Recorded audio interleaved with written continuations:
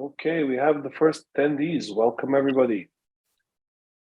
We are going to give everyone a few minutes to join before we fully start, but I see that people have been in the waiting room for quite a bit, so already over 20 attendees. Awesome.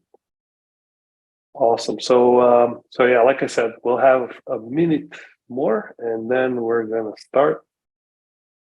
Welcome, everybody.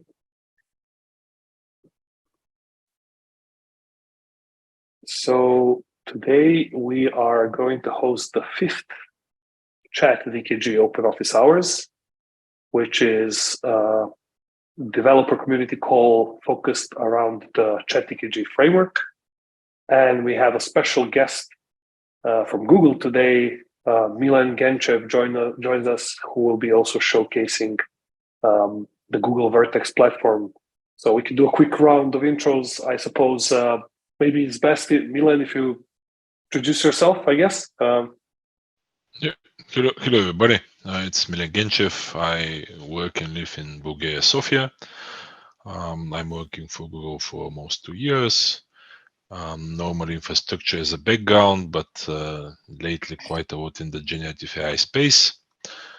And today I'll present to you Vertex, VertexAI, and a few of the generative AI capabilities around this platform. Awesome. Welcome again, Milen. We also have Oshani, who is one of our steering committee members. Hello, Oshani. Can you hear us? Hi. How are you? There's two of me. I don't know how that happened, but hi, I'm here. Nice to meet everybody. I am an assistant professor at RPI. Yeah, please do introduce yourself a bit more, or I'll do it as well. Yeah, so I'm happy to be part of this community, and I generally work in the area of semantic web, blockchain, and AI. And I'm very excited about this ChatDKG movement, and I've actually interacted with Branimir and other OriginTrail / Trace members at Knowledge Graph Conference and many other events like at ESWC, for example. So I guess I'll stop here. Yeah, thanks. Awesome. Thanks, Oshani, and welcome. Oshani is very humble to introduce herself. I'll just add one tiny cherry on top of that cake, which is, if I'm not mistaken, the PhD thesis of Oshani was basically mentored by the inventor of the World Wide Web himself, Tim Berners-Lee. And we're super happy to have you be part of the ChatDKG initiative, especially as a member of the steering committee. We also have Max Groh from the Trace Labs team today. He's going to present the demo of basically demo integration of VertexAI and OriginTrail.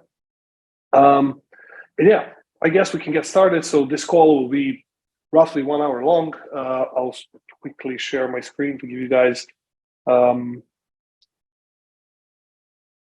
quick intro slide, which looks kind of nice, I guess. So this is what we'll be talking about today, VertexAI, the new Google platform that's focused, obviously, by the name on AI. And like I said, Milen will present the high-level capabilities, and then we'll dive super deep into how you can build with it. Later, after the call, we'll also share the code, so you can basically play around yourself. And we'll show how VertexAI can be used in conjunction, basically in synergy with OriginTrail knowledge assets.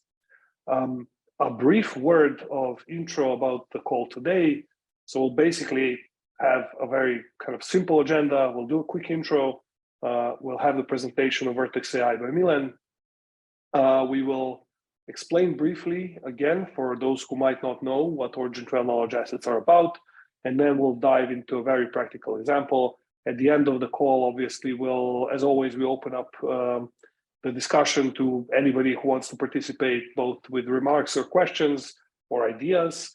And also, this is a slot for any of you who might be interested in building within the framework of ChatDKG. On the previous calls, we had several builders present their idea, which later they also applied with for the ChatDKG grant program. So if you have an idea, it doesn't have to be like fully developed, or but that also works. If you have a demo, we can also see a demo. Anyhow, this last section of the call is for pre-discussion, and if somebody wants to share, get some preliminary feedback, especially from the folks, the panelists on the call, do use the opportunity. You have some time to prepare. We think the call, like I said, should last about an hour. So you'll have some time to think about the questions and what you'd like to show, if you'd like to show something. All right, so very briefly, OriginTrail is, and the decentralized knowledge graph at its core technology is all about knowledge. And one of the big premises we're basically putting out here with this is that knowledge is a new asset class. So one big pitch of OriginTrail is that you can use the technology in such a way that you can leverage this new asset class for the benefit of your business or your software, or just you as an individual. So basically, ChatDKG is built on top of the DKG and its core component called OriginTrail Knowledge Assets. We talked about this in the previous calls. Pretty much every presentation we talk about it. So I won't go too deep. I'll just give a super quick high-level explanation. The OriginTrail Knowledge Assets, as depicted here on the left as this nice-looking hexagon, have several very interesting value propositions. You can consider them like trusted containers of knowledge. And these containers of knowledge you can create and own by creating them on the OriginTrail DKG. Once they're created, they can be discovered in different ways. They can also be verified for integrity. That means both data integrity, but also provenance integrity. So knowing essentially the entire timeline of this knowledge asset, when it was created, when it was updated, by whom, including the identity of that entity or agent that was creating or somehow managing this knowledge asset. And then finally, obviously, you can use it, and we'll show an example of that today. There's a lot of interesting components under the hood. Some people like to call them NFTs for knowledge, because actually there is an NFT, a standardized ERC 721 NFT under the hood, which enables this ownership and basically all of the market functionalities that have been brought by Web3, but also, on the other hand, the capabilities of knowledge graphs encapsulated in the standardized technology that's being applied. As Oshani mentioned, the standards are within the group of technologies called the semantic web, which is the original Web 3.0, actually invented by Sir Tim Berners-Lee. So it's a synergy between knowledge graphs and blockchain, and with the value propositions of both, we get a very interesting new primitive, which we call the knowledge asset. So what is ChatDKG? ChatDKG is basically an open framework where we try to create technology for efficient search, access, and utilization of trusted knowledge with AI, combining knowledge assets with AI. You can see the objectives in a little bit more detail here, or on the website, chatdkg.ai. And as I mentioned, there's an active grant program to support ChatDKG development. We already have several really high quality applications for builders who are looking to create either tools or entire solutions based on this framework. Like I said, if you're looking to find more details about the framework, you'll find it on chatdkg.ai. The key summary is that it focuses on 4 areas at this moment in time, high priority areas. Semantic search over knowledge assets, for example, one of those cases, we've showcased a couple of those before. We'll showcase one example of such an application today, a very minimal one. The second group is natural language querying over the DKG. So imagine like literally saying a natural language question, and it gets turned into what is called a Sparkle query. Sparkle is your knowledge graph SQL or query language. Then AI-based knowledge publishing tools. We're looking for tools which enable through AI better ways of publishing knowledge. And this, for example, could be agents for for knowledge asset semantic enrichment. Imagine having several knowledge assets around and spawning agents, perhaps also with the Google platform, that would enrich this information through various sources, such as maybe the Google Knowledge Graph or Wikidata or other sources. And then general category at last, which is this general AI system integration, any type of integration that is somehow helpful with utilizing not trusted knowledge with AI. There's a certain set of criteria. Like I said, all of this is available on the ChatDKG.ai. And since we presented this before, I don't want to spend too much time on it. It was just a brief introduction for those of you who might not be up to speed with what ChatDKG is about.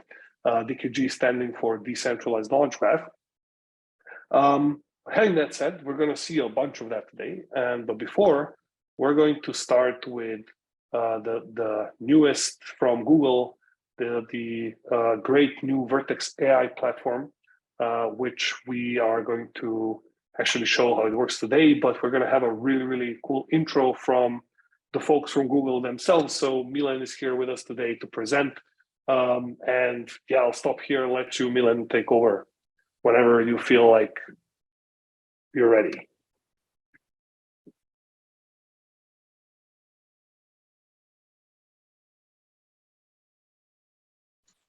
So hello, everybody. So I would like to start today by, as mentioned, introducing Vertex. I'll do a step back and I'll present like the whole estate of products that we either have, either we're currently launching, all around generative AI or around large language models, different shape and form. And I'll focus on Vertex, and I want to go to the console and show you some things, not just doing slideware.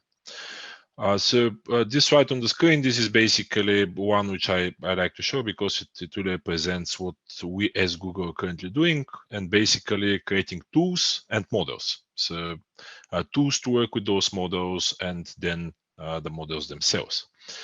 Normally, I'll start from top to bottom, because on the top it's really products which we're enhancing with generative AI, and there are much more now. They're not only those four, but they're really for business users, for like next finish type of approach. Where moving further, we have created multiple products like enterprise search and conversational AI. And for those products, really users does not have to know large language models. They don't need to know, how to do prompt design, prompt tuning, all those techniques. They just need to, let's say, provide their data, like for enterprise search, a corpus of data to be searched, or conversational AI, again, a corpus of data to be used to apply the customer queries. Then moving down, this is the focus of today's presentation. This is Vertex, and Vertex is not a new product. Vertex actually is 2020, I believe, when it started, and it's basically a tool set or a studio for working with machine learning models. Because basically a large language model is a machine learning model. That's why we have focused and we have put a lot of the new capabilities inside Vertex, which I'll be showcasing today. And then, what is else on this slide? Of course, the models themselves.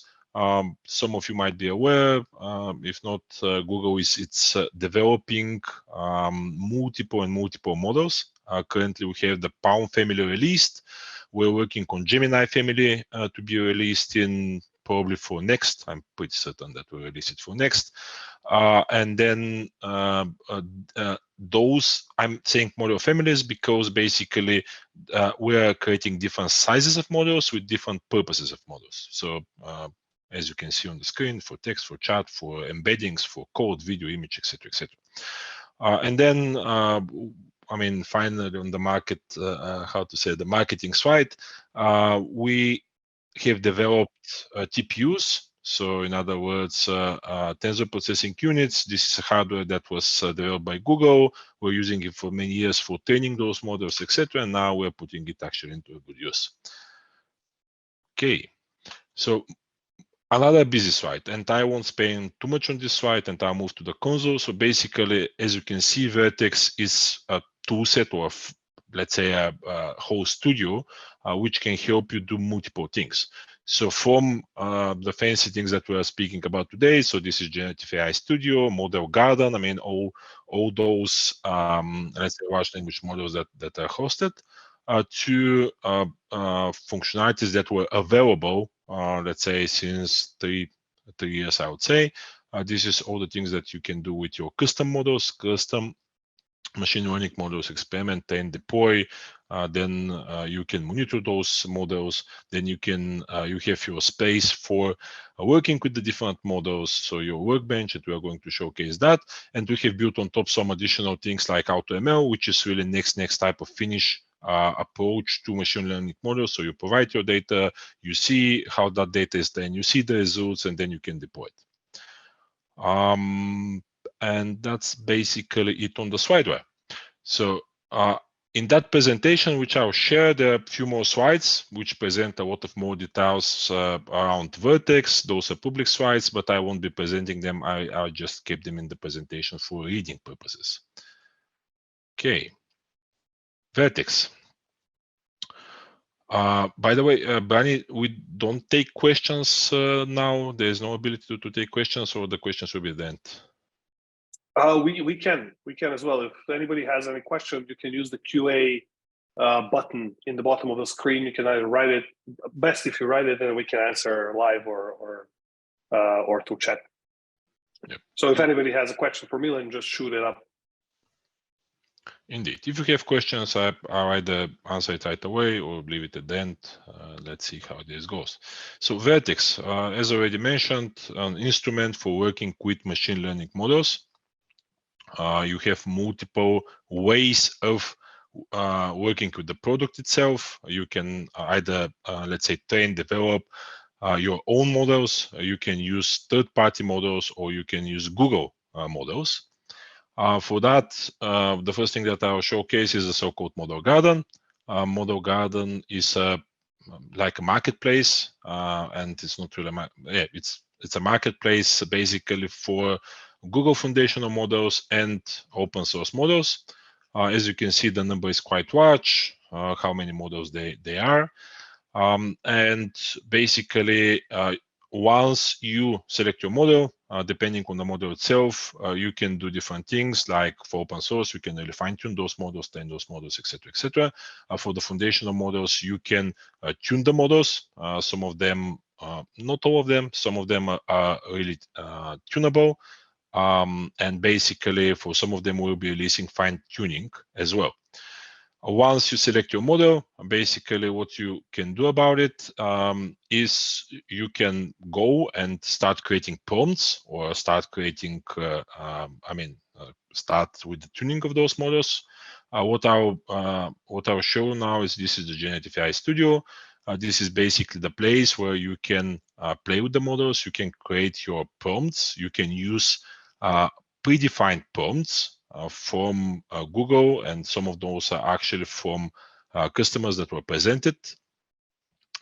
And then you can basically experiment inside the console, and once you're done, you can basically create an endpoint and use this endpoint to call to the API to use it for production. What else I would like to show in Vertex? So this is another thing that it's really powerful. It's basically using the workbench, and workbench is basically a place where you are uploading your Vertex code wraps, and you can execute those code wraps, and you're running those code wraps from there. So long story short, you can go basically in GitHub, select any of those, let's say Vertex code wraps, for example, selecting this one here. Let's see what it does. I mean, what is this about? For example, as you can see here, this integration with LangChain and Hugging Face. Then you easily just select the to open it in the workbench. It goes into Vertex. It opens the workbench itself. You select in which notebook you would like to deploy it, and notebook is basically a machine for CPU's 15 GB of memory, and that's about it. So confirm and finish. It will take some time because it will have to download it, etc. So I won't be waiting for that at all. So then we passed to the Model Garden. We took a look about the Generative AI Studio. And then the last one is pipelines. So basically, if you would like to have your whole your whole data journey. You can create a pipeline, and in the slides I have given some examples as a potential pipeline as such. So I'll make a pause to see if there are any questions.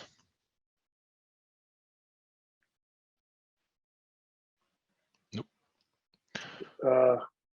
Yeah, maybe perhaps one quick one regarding the. Can you tell us a little bit, let's say, in terms of spawning, let's say, a model and wanting to train it with a certain fine-tuning it, that would essentially go within the model garden, right? Can you repeat the final part?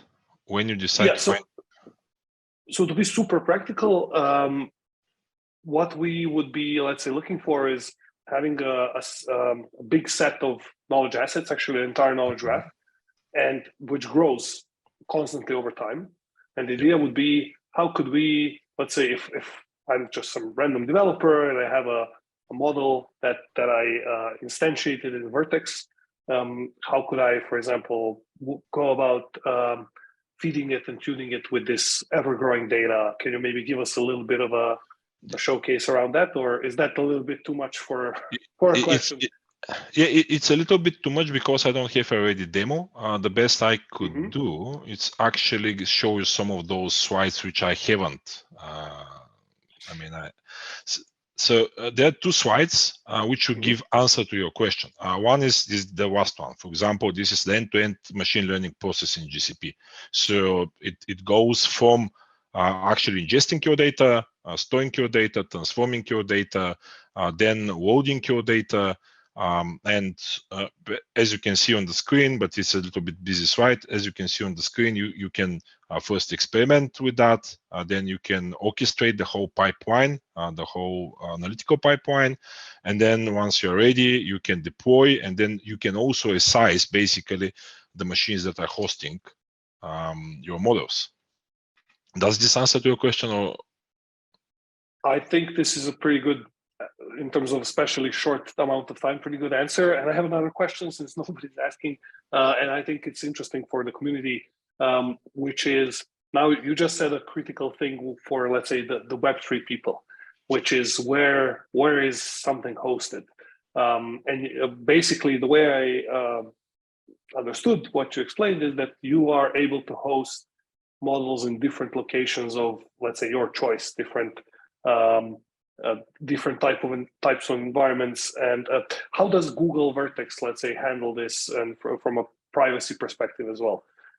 So basically, Vertex, when you spawn Vertex, it is in your own VPC, a VPC virtual private network, which is having pure security controls, and that's centralized. You have either division by individual rows, or you can group the rows. You can use things as a role-based access, etc., etc. But basically, what I'm trying to explain here is you are having your own compartment. You're having your own access sites. You can go even to a point where you're using your own encryption keys, which are not, let's say, Google provided, but you are provided by yourself, and you are storing those encryption keys for your data. So even if, for example, you're having a huge outage or whatsoever, and support, you're asking support to help, they cannot really see anything. In your infrastructure, any of your data, they cannot really see it because they're your encryption keys. That's awesome, and I remember you explaining that the last time we talked about. So I know the community around that is very eager to know, because especially of this this dichotomy of let's say a combination of the worlds as we label them, decentralized and centralized. The ability to retain privacy is especially beneficial. So this sounds like a really cool feature. And basically, how to put it? The compute and storage inside Vertex, they're basically, they are specialized machines like with TPUs, GPUs, etc., but essentially they are machines, and they are very similar in terms of security controls as every single computer engine or Kubernetes engine, etc. That said, we have, let's say, multiple things on this front, like we're having machine, how they were called. So I forgot the name, but we're having machines where basically the encryption is going to the point where even the memory in the machine is encrypted.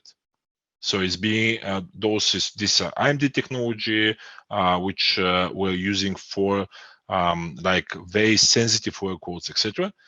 And you can basically what you're seeing into Vertex is you can apply it into any other workloads that you actually have at the moment. I mean, yeah. What I was trying to say in a very short summary, every security control that you are having across the entirety of GCP services, you actually have them in Vertex as well. Sounds really good.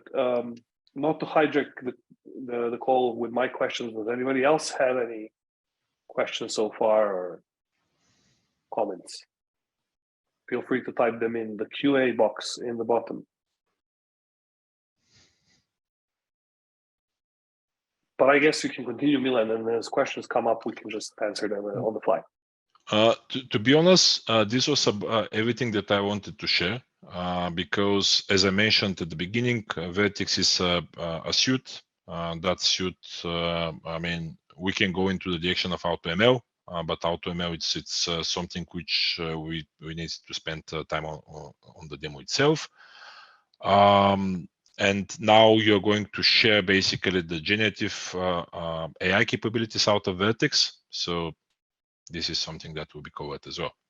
But if you remember, let's say 2 things out of the presentation, Vertex, it is used to in a multiple shape or forms. You can work with your own machine learning models. You can work with open source models. You can work with provided foundation models by Google. And you have multiple ways to actually manipulate, experiment, train, deploy those models. Awesome. Thanks a lot, Milen. So maybe just a brief addition to that, and especially with the relation to the previous note you made, that it's basically all built on GCP and integrated fully with all of the capabilities that enables. One of the great basically directions that we're looking to take and that Google offers is the ability to provide all of these tools in an integrated environment. And when I say these tools, I also mean very soon, hopefully also OriginTrail tools within the scope of the Google Marketplace and essentially Google toolset. So having the ability to very easily spawn elements like nodes or simple applications, starters, Jupyter notebooks, that's something that the users who might be looking into Vertex and OriginTrail combination will have at their disposal over the course of time. So we're looking to see many of such new integrations come up. And again, such ideas qualify for ChatDKG also as basically applications that you can apply with for a grant even. So if anybody's looking to go in that direction and enable, let's say, smoother integrations via tools or elements or modules that you would be able to introduce into GCP as in general a Google Cloud platform, that's basically something that also goes into the scope of ChatDKG. Awesome. So, Milen, I'll invite you to provide your comments on the demo that we will be doing. And because you probably have things to add on top of what we show. But before we jump into the demo, I see Oshani has her hand up. Go ahead, Oshani. Just a quick question. So I saw in the documentation that you have a use case on model tuning and understanding. I forget if you went through that during your presentation, but how does that work? And I was thinking like whether that has some potential application in this ChatDKG ecosystem. It's not necessarily generative AI, but explanation, can have some kind of interactive, chat-like nature. Like you can interrogate a model. So I just want to understand what kind of features you provide. Not features, like what kind of functionality you provide in VertexAI. Can you talk about that a little bit, please? So basically, when you look at Vertex as a okay, the three pieces of the puzzle. One is your own machine learning models. For them, you can do everything. So you deploy them, you test them, you train them, you tune them, etc., etc. When it comes to Google foundational models, different models have a different level of tuning that you can apply to them. So the tuning is actually done via the adapter layers. So you are providing a structured set of, let's say, data like question and answer. So it's a structured training. And when this is done, the model itself, it is recognizing your context. And the recognition of the context is through the so-called adapter layers. And adapter layers are, how to explain it? It is basically, it is plugged between the different layers of the neural network for the foundational model itself. So it is not changing the model at all. So you're not receiving any change of the model. You are basically, when you are calling the model from your VPC, so from your compartment, the context of that adapter layer is provided to the foundational model alongside with the question itself. So I can provide some documentation after the call for this. That's it. As I mentioned, there are two ways, and the current tuning is basically, as I mentioned, it's with the structure set or whatsoever. We're planning at some point to allow for parameter efficient tuning. So let's say a next level, we are calling it fine tuning. At the moment, I'm not really certain how many of those models are available for fine-tuning. I know that some will have, let's say, that functionality enabled around next, which is the end of this month. But let's say the largest number of models are just available for just the tuning which I mentioned. So in terms of how you are doing that, so the reason for me showing this workbench functionality, or in other words, having a machine in which you're running your, let's say, notebooks and your code, is you can use frameworks, not only ChatDKG, you can use, like as I mentioned, Hugging Face, any framework, any wrapper, basically to the models, and just run inside Vertex. There is another way to do that, by the way, but it's not inside Vertex. We have released a product which is called Conversational AI. And Conversational AI, it's part of the, let's say, the upper piece. This is part of Generative App Builder, but Conversational AI is actually built on top of Dialog4. Dialog4, it's a product of Google, which is very, I mean, I don't know how old, but it's probably 2019, 18 or something like that. And basically, it's an intent-based conversation, tool for conversational agents. And how this helps in reality is you can mix and match intent-based conversation with generative conversations, and you can provide, let's say, a data corpus. In other words, you can run embeddings on your data, and you can use you can actually use intent-based flows, or if we use in the simple terms like if-else statements. So if this is the question, if it's mapped to this intent, it can actually point to one embeddings database. If it's mapped to another, let's say, intent, it can go to another embeddings database. So a simple example might be, if you ask the question in Spanish, it will go to one embedding space. If you ask your question, let's say in English, it will go to another. What this helps? This helps with pollution. So this is kind of the use case. To answer to your question, and I really believe Brani and the team will now show how they are using Vertex. So this will probably clarify your question even more. Thanks. Awesome. Any other questions, folks? Feel free to shoot them anytime in the QA box, or if you're a panelist, raise a hand. And having that said, we're almost 40 minutes in. We're going to continue with the, let's say, the practical meaty part of showcasing code and how VertexAI integrates with OriginTrail DKG. So without further ado, I'm going to share the screen again, just for a very, very super high level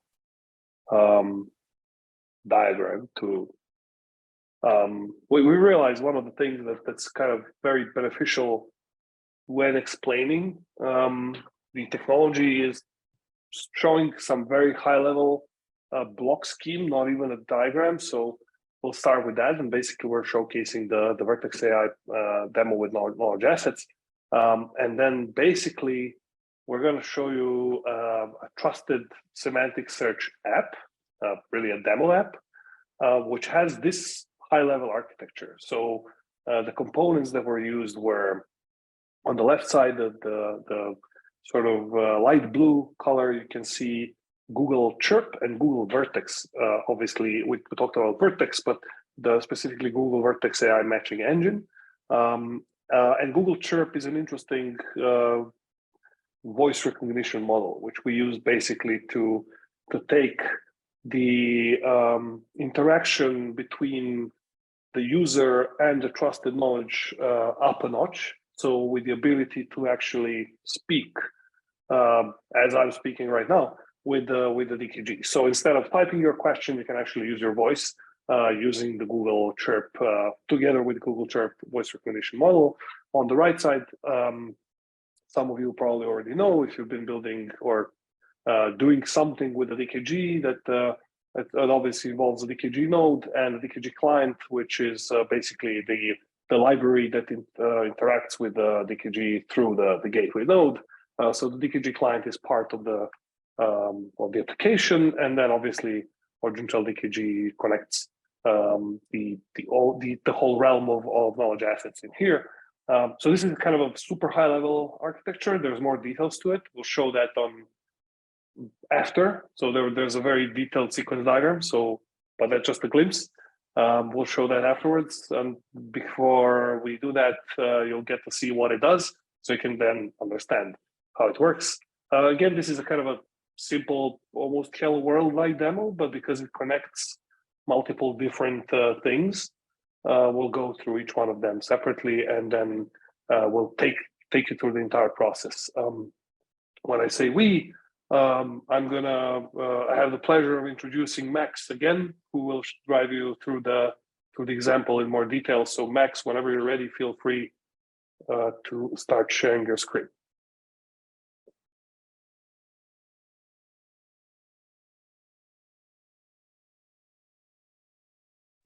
Thank you, Bernard. Can you see my screen? Yes. Okay, so what we've built is an app that lets you interact with your knowledge assets.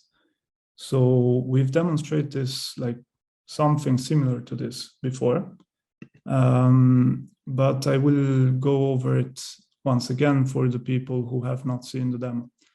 So here's a leaflet, and this is a PDF file containing some information about a fictional medicine. And let's say a user wants to ask questions about this leaflet, but also wants these questions, the answers to these questions to be verifiable and discoverable. So how we created this, I will quickly show the demo and then explain and go through the code. So we have this chatbot-like application. It's very simple. So a user can ask a question, and it can ask the question in two ways. One is through text, and one is through audio. And the user can also choose the type of response he wants. So if he wants to get a response which is, let's say, directly from the knowledge asset, so sourced and not modified, so there's no risk of hallucinating, it will select extract. And if he wants the answer to be given in a more human readable and human-like manner, he will select extract and summarize. So I will show first the extract and then the extract and summarize, and I will do it with the audio. So this is the most interesting part. It's some new component that we added to this application using chirp, as Brianna mentioned before. So let's ask a relevant question. What are the possible side effects of this medicine? Then we just submit the question. And what's happening in the background is that this audio file is sent to the Chirp API. It's converted to text. You can see it correctly converted the question to text. And then this question is converted to some embeddings, so it's vectorized. And we use these vectors to perform similarity search on the VectorDB. So this is where the Google matching engine comes into play. So you can see here, we got the first 3 results of the similarity search, and they are obviously relevant to the question, but they are exactly as they were provided in the leaflet, so in the source knowledge assets. And what you can see here, very interesting, and this is where the power of the DKG comes in, we have the source of this information. So you can see we have both the owner of the knowledge asset and also the UAL. And I will show it in a minute, just to show you first how the answer is different if we select extract and summarize. So let's ask the same question. What are the possible side effects of this medicine?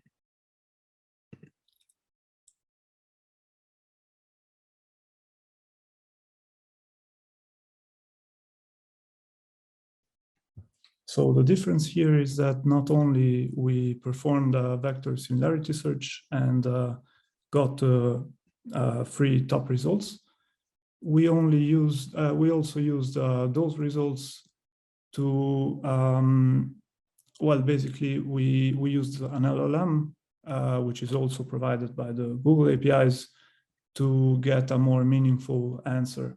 So I will show you the prompt in a few minutes. But basically, how it works is we ask the question, and we also provide the data which has to be used to answer the question.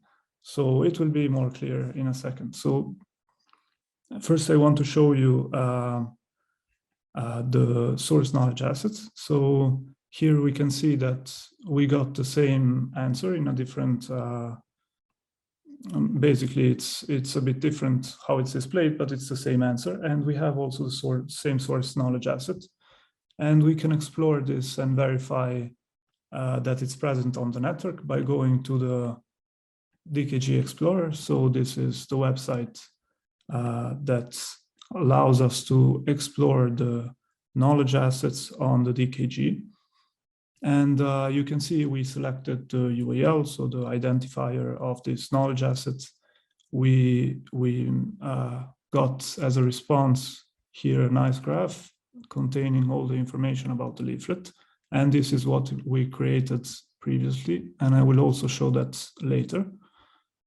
And you can see this knowledge assets, for example, is connected to another knowledge asset. We can basically explore the graph. So the previous one was the leaflet, and you can see it's connected to the product master data of this medicine. So this is for the knowledge assets graph. And you can also see that we have an owner. So we can click on the owner and see who owns this knowledge asset.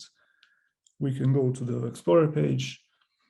And here we can see all the UALs, so all the knowledge assets that he owns, and the total graph size of this wallet, and the number of knowledge assets, also the latest activity related to this owner. Okay, so let's dive deeper into the code and how we have built this. But first, any question about this? Yes, Oshani. Yeah, thanks for the very nice demo. So what if the answer, especially for the extract and summarize, is in multiple documents with multiple URLs? How do you combine those? And then another related question is, if let's say one document has contradictory side effects, do you do some kind of a resolution behind the scenes? What do you mean by contradictory side effects? Sorry. So like, one, actually, like, first answer my first question, like, if you have multiple, like, do you consolidate multiple documents if the answer is in multiple documents? Well, in this particular demo, we have only one knowledge asset, but it would be quite simple, because since we do vector similarity search and we get back the top 3 results, for example, with the URL as metadata, we can also provide the metadata as response. And if you have used Google's BART before, it's you get when you ask a question, you get multiple answers, and this is a possibility that you can have. So it's up to the application developer to decide what he wants to provide as an answer. But the important thing is that the data where we get the answer from is verifiable and is on the DKG. So let's say, like, you have document 1, which has, let's say, 2 side effects, another one has 3 side effects. So in this summarized answer, would you combine all of the side effects into 5 side effects? Well, again, this is up to the application developer. Okay. We, as I said, we only have one. The way we did it here is that we have one leaflet, and the leaflet is one knowledge asset. If you split the leaflet into multiple knowledge assets, then it becomes a bit of a different problem, and you can have the situation if you have multiple leaflets with different kind of side effects, for example, listed.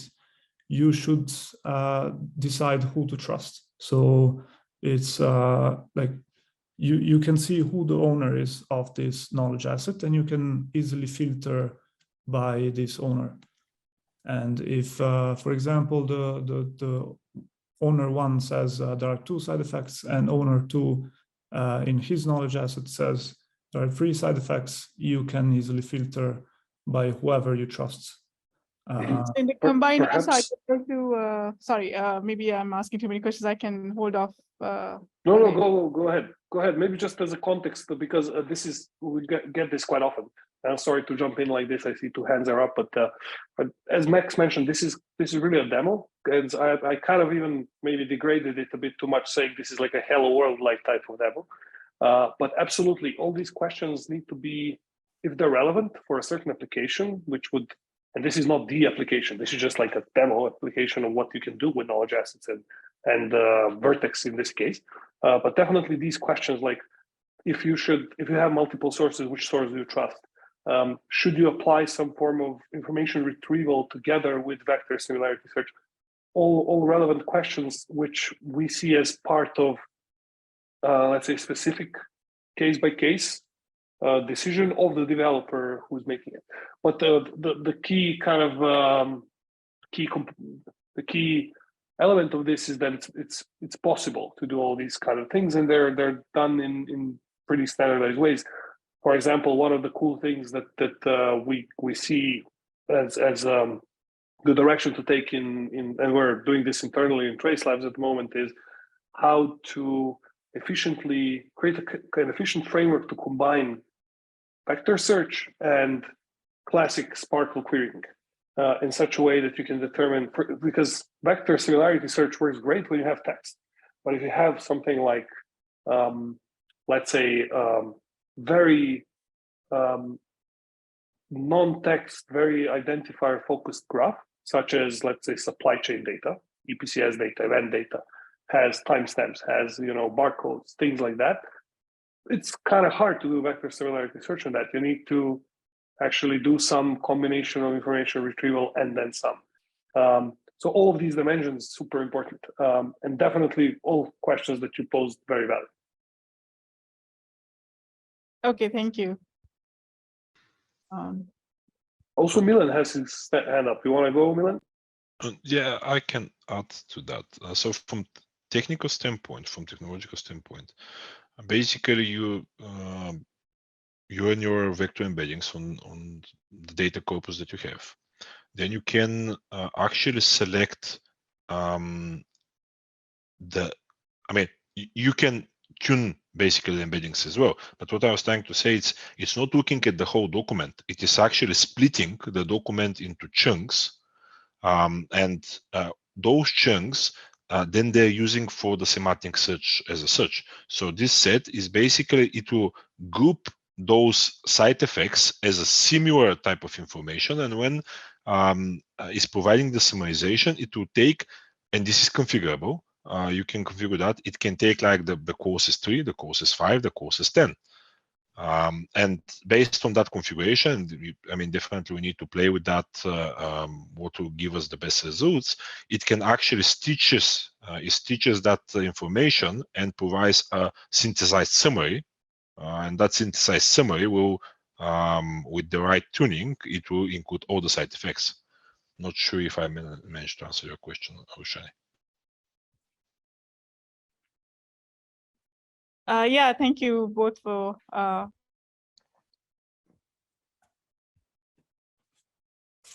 Okay, I guess I can continue with the demo if there are no Sure. Thanks for the context, Milen. Yeah, go ahead, Max.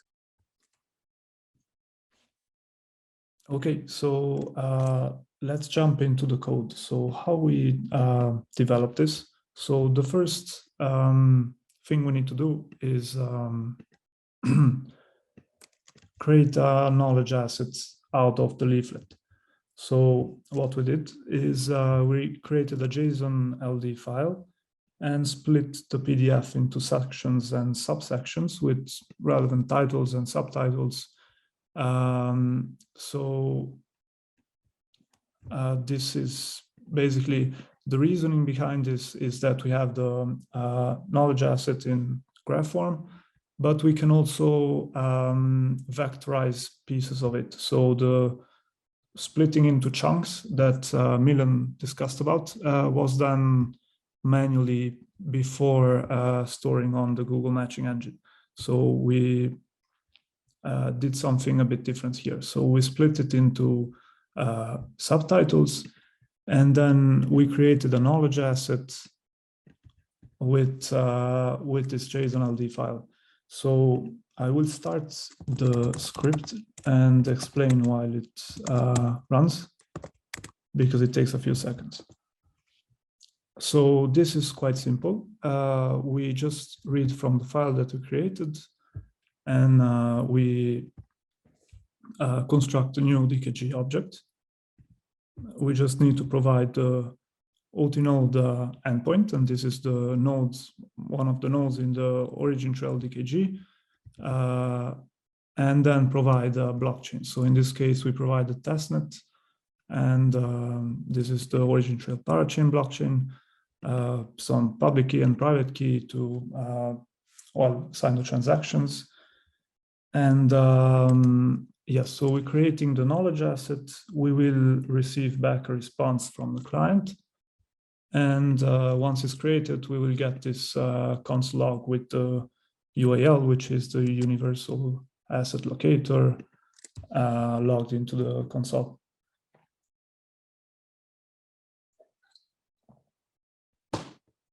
Okay, so you can see here we have the knowledge assets created on the network. This is its UAL. And the next step would be to vectorize the subsections that we discussed about earlier, and then store them on the Google, use the Google matching engine to index the vectors. So I won't do this live because it takes a while to index on the matching engine, it takes around like 30-45 minutes. So I can just show you how we did it. So we just have a utility function here to prepare the data. We have a body, which is a text, and then we added some metadata, and this is obviously customizable. So we added URL, which is the most important, but also the resource ID and then the titles of the section and subsection. And apart from this, we just needed to create the embeddings, which is the vector representation of our text. And how to do this? Basically, we use the VertexAI APIs. And you can actually do it in batches. So we have a for loop here. We can do it in batches of 5. I think 5 is the maximum from the documentation. And basically we create, we call the API responds with the embeddings for the subsections that we created. We save the metadata and the embeddings in a file, and we have it here. I can show you. So for each of the subsections, we have the metadata, so URL, ID, section title, subsection title, the body, and also we have the vector. So after this, we just need to store it and index it using the matching engine. And I can show you we did this. 1 second here. Okay, so you can see here we have created, we have indexed our embeddings. We have a vector count 25, and this is the number of subsections that we had. And here we have the endpoints. So we created a public endpoint that we can access through our backend application. And this is the requirement basically to have a search app using the vector similarity search. So now that we store the vectors, we have two components. So one is the front end, which is less interesting. You've seen it in action. And one is the backend. So we have the backend, which has 2 routes.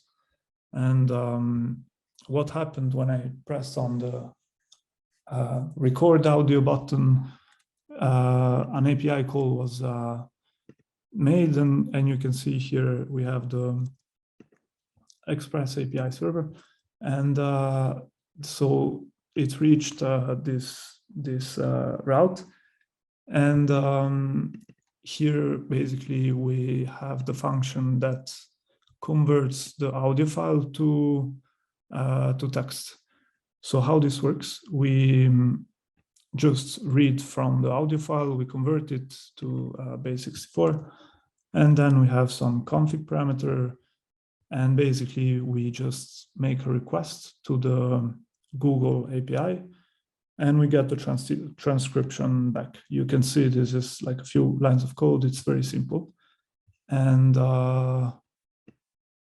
this is where we import the speech client. So this is quite simple. And the following is that when we get the text, we just send it back to the front end. Then the front end will use this text to do search. And you can see we have just one function here, which is extract and summarize. And how this works. So as before, we need to create embeddings out of the text. So we take the question, we use the get embeddings function that we created using the Google APIs, and we generate the embeddings or vectors. So I can show you, it's also quite simple.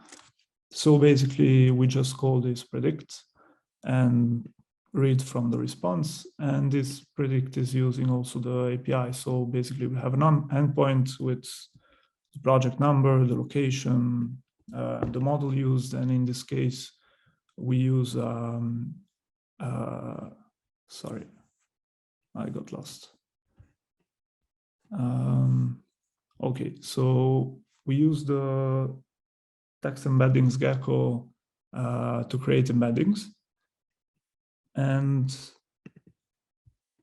after we created embedding out of, like for the question, we perform a vector similarity search. And this is just another API call. So remember, we created an endpoint, a public endpoint for the matching engine. And basically what we do here is we contact it just by sending the vector, which is the question, and well, authentication token, but also a limit. So this limit is set to free for now for our app, but you can put whatever you want. And this is how many results you want. So how many similar vectors you want to your question as response. So again, the rest is just getting the data back from the response. And after that, either we return it back to the user if in the, where was it? In here, we had only extract. So this is the part where we return to the user. You can see these are the merged results. And in case we had the extract plus summarize, we will have this flag set to true, which is use LLM. And what we do is we get the response, concatenate it, and then use the LLM also from the Google APIs. So we make a request with this prompt, which is answer the question, and then the user question based only on the following text. And this is the results that we got from the semantic search, from the find neighborhoods of the Google matching engine. If you don't find an answer to the question in the text, answer with information not found, briefly explain your reasoning, refer to the text as leaflet. And this is a pretty simple prompt. We could have done probably better, but it works well enough for this demo. So after this, we just need to, again, code predict. And we will use the model answer, which in this case, we use the text Python, which is the most useful for our application because it does text extraction, and we don't have a chat application, so this is what we chose to use. And if we get an answer, we return the answer. Otherwise, we just say, sorry, I couldn't find an answer to your question in the provided data. And this is basically it. So after that, the answer is returned to the front end, and the front end displays it.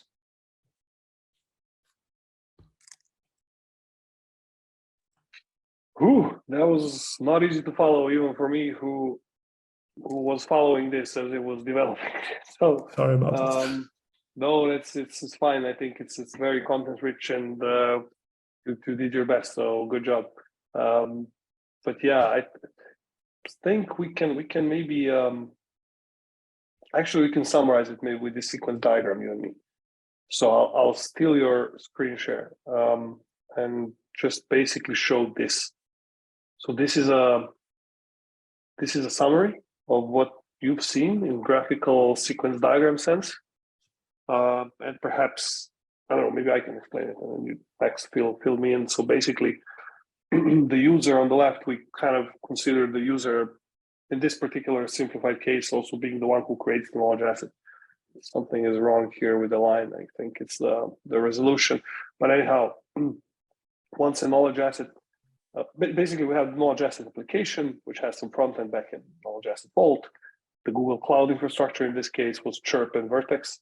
And then also we opened up briefly the Explorer to see the entire thing. And then essentially, once we question an already created set of knowledge assets, which were also vectorized through an index that was created using the Google infrastructure, then the question was submitted either by text or mic. This question gets then forwarded through the backend to, if it was a audio file, or it goes to Google Chirp. If we already have text, then it's just text that goes towards Vertex.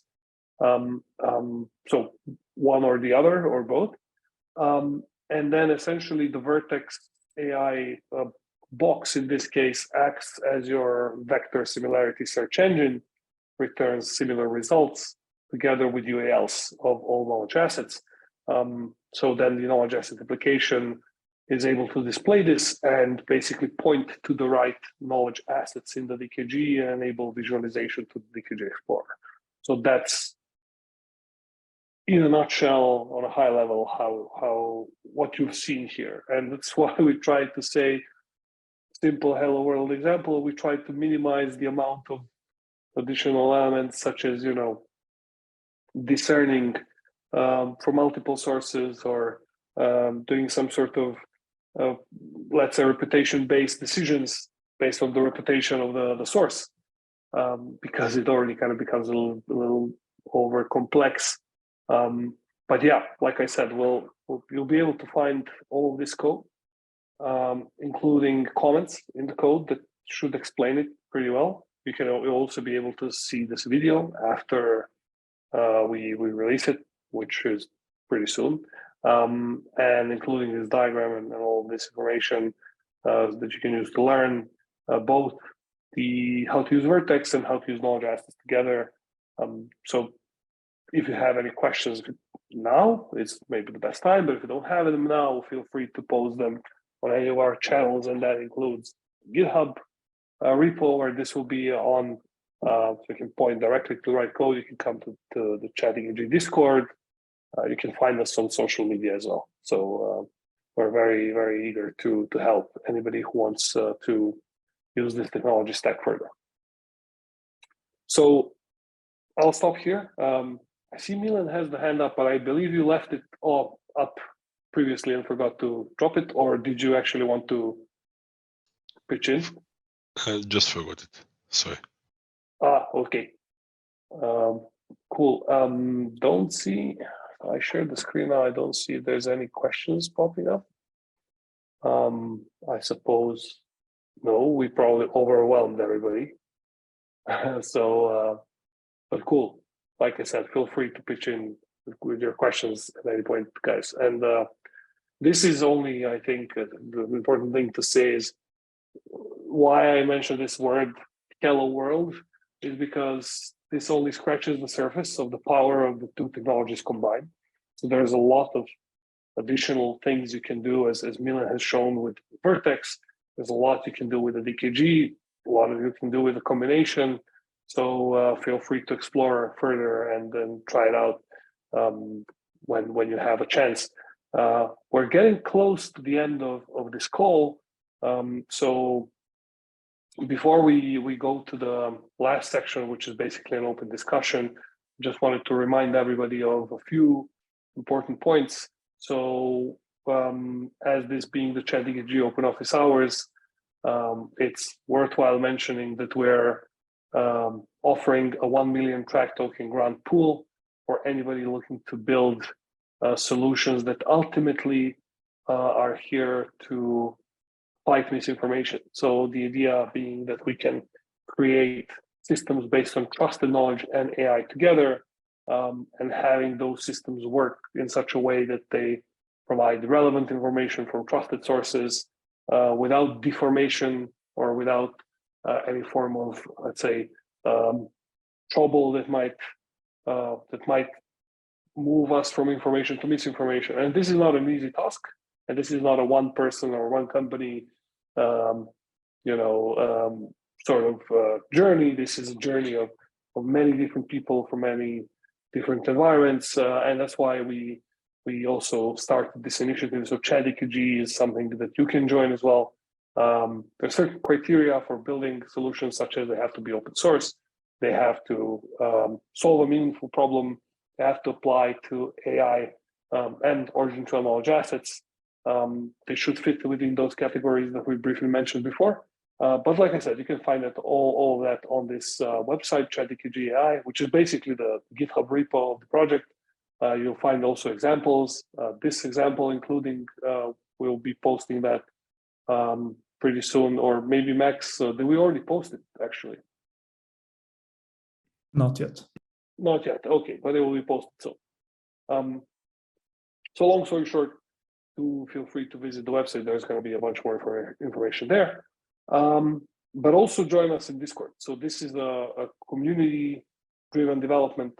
we're looking to meet like-minded people and to build these things together. So it's also one of the requirements of building any sort of component or element or tool that you want to apply through the grant through ChatDKG is to actually build it together, meaning that you share your progress, that we were able to help. When I say we, I mean we, the community. So I'd encourage everybody to join the Discord channel, say hi, introduce themselves, and present their ideas. There's a lot of very clever and very friendly people over there. It's part of the general OriginTrail Discord server. So there's a lot of other things you can discover about OriginTrail there. So yeah, we are super welcome and invited to join us there. You can scan this code, or you probably cannot click this because it's not on your screen clickable, but you'll find it easy enough on the ChatDKG repo, or if you scan this QR code. And yeah, those are just some basic things we have to cover. I won't take much more time. I'd like to open up the discussion or questions or really any remarks or ideas for anybody on the call, and basically close it with this famous quote from Robert Noyce: "Knowledge is power. Knowledge shared is power multiplied." So we're here also to share knowledge. And thanks again, Milen, for joining us today, and everybody who shared their ideas and opinions. We'd love to hear more. So whoever has any idea, topic, maybe something you would like to apply for ChatDKG, or you have progress on your project that you already started working on, or anything, now is a good time to join the discussion. So I'll stop sharing my screen.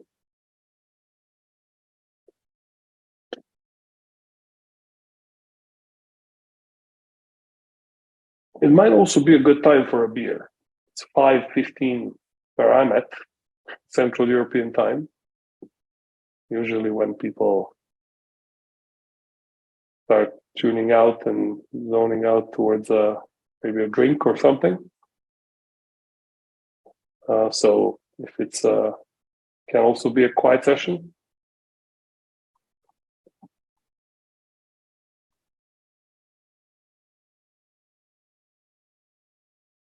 Yeah, definitely going out for a beer. Yeah, so sounds like it. Sounds like it. Thank you, folks, for hearing me, and for everybody that tuned in during a vacation. Happy vacation.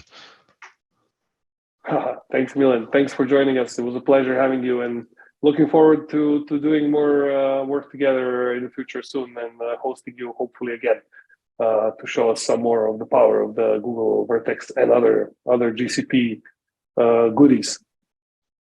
Also, thanks everybody for joining. Thanks Vashali for tuning in. And one last note, in terms of the ChatDKG grants, there's a reviewing process going on. So if you have applied previously, you might, and you've likely been, actually not likely, all of the teams that have applied have received some feedback. We'd ask you to provide any of the remaining missing inputs that you might not have provided yet. So that's kind of a call to the teams that if you're listening or seeing this, and also a call for everybody to apply. It's an ongoing grant, so there's still room to apply, but don't wait too much because there's already quite a lot of applicants, and I might say really good applicants. So that should change from applicants to grantees relatively soon once we are over with the feedback process and concluding that selection. So I guess we can close it off here. Does anybody have any final remarks? Wants to say something? A nice goodbye. Yeah, thanks for this nice session. It was very, demo and code walkthrough. It's very nice. Yeah, looking forward to more of these sessions. And where I am at right now, it's my sleepy time. Like I'm in Sri Lanka right now, so it's not time for a beer. It's like time for bed. Oh, nice. Have a good night, Toshani, and everybody else. And have a good beer. Yeah. Thank you. Everybody Thank else, you. have a great rest of the afternoon or evening or morning, whatever you are in the world. Thanks again for joining. It was a pleasure. And see you on the next ChatDKG Open Office Hours.